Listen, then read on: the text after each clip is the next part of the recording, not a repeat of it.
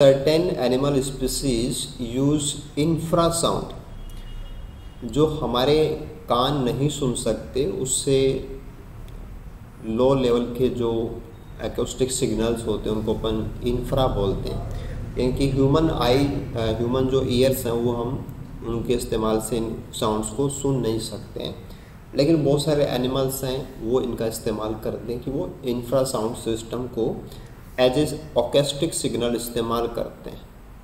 तो जो साउंड के सिग्नल्स होते हैं उनको अपन ऑकोस्टिक सिग्नल्स बोलते हैं। तो इंफ्रा साउंड ऑकोस्टिक सिग्नल्स है वो एनिमल्स यूज़ करते हैं। In this context consider the statements below, तो कुछ स्टेटमेंट दिए हुए हैं और फिर हमें बताना है कि which one of the following option represents all correct combination about infra sound signalling.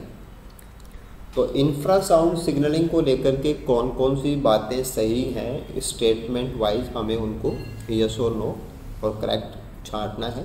तो एक एक स्टेटमेंट को अपन देख लेते हैं कि infrasound signals propagate over several kilometres in desert. ये बिल्कुल से सही बात है। जैसे अपन एग्जांपल लेते हैं एलिफेंट,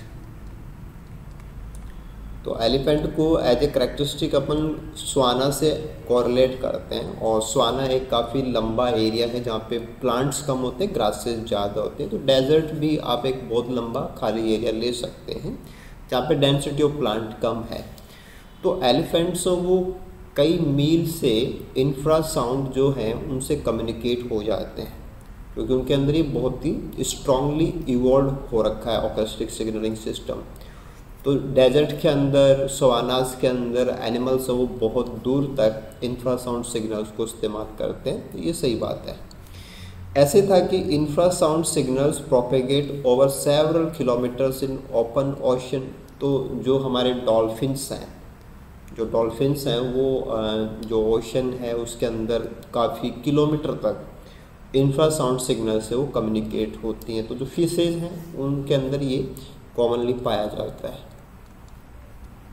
तो टेरेस्ट्रियल सिस्टम के अंदर भी इंफ्रा साउंड सिग्नलिंग है वो लॉन्ग डिस्टेंस कम्युनिकेशन में काम आती है और ओशियन सिस्टम, एक्वेटिक सिस्टम में भी काम आती है। तो ये भी सही है।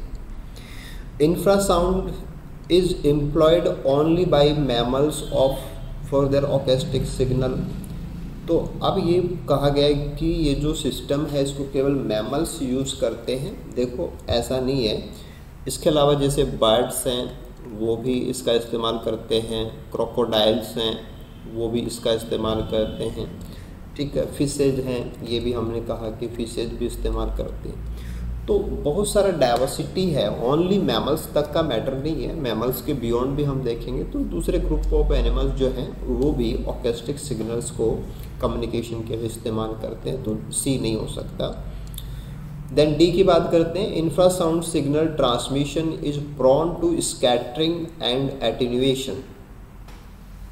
देखो एटेन्यूएशन का मतलब होता है ख़त्म हो जाना, कंप्लीट हो जाना, लॉस्ट हो जाना। स्कैटरिंग का मतलब है बिखर जाना।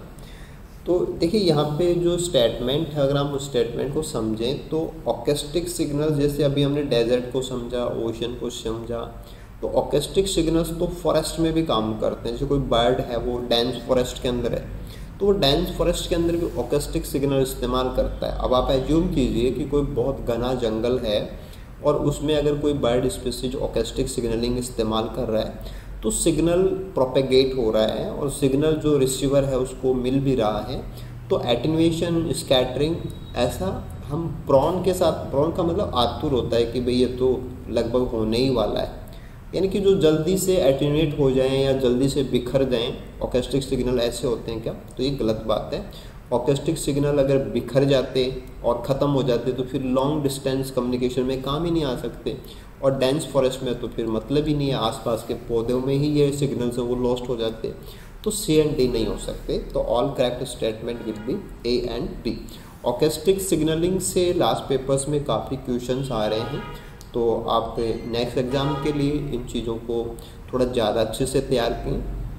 पिछले पेपर्स के जितने भी क्वेश्चंस ऑकेस्टिक सिग्नल से हैं वो यूट्यूब के ऊपर हमने डिस्कशन वीडियोस में डाले हुए हैं, आप उनका इस्तेमाल कीजिए और डेफिनेटली लास्ट पेपर्स में भी जो क्वेश्चंस हैं जहाँ तक मैं याद कर पा रहा हूँ उसी सेक्शन में आए हुए हैं, तो अपने लिए बहुत इंपॉर्टेंट हो जाता है कि हम यहाँ से एक अच्छा स्कोर